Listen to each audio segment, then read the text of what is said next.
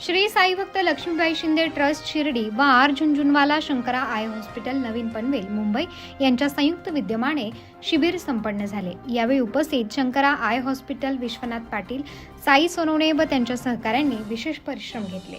शिबिरात जवळपास 1600 रुग्णांची मोफत तपासणी होऊन रुग्णांना मोफत चष्मा वाटप केले।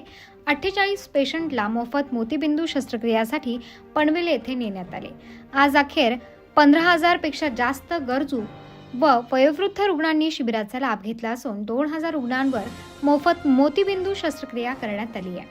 27 जुलै रोजी होणाऱ्या 16व्या मोफत शिबिराचा लाभ देशातील प्रत्येक गरजूंनी घ्यावा असे आवाहन ट्रस्टचे अध्यक्ष अरुणराव गायकवाड, विश्वस्त संगीता गायकवाड, साई 9 ग्रुपचे संचालक साईराज गायकवाड पाटील यांच्या विशेष परिश्रमाने कार्यक्रम सुरळीत पार पडला।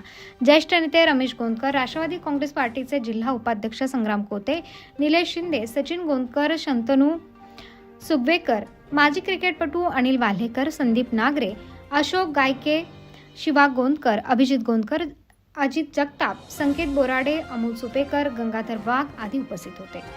उत्तर महाराष्ट्र न्यूज नेटवर्कसाठी किशोर पाटणी, शिर्डी।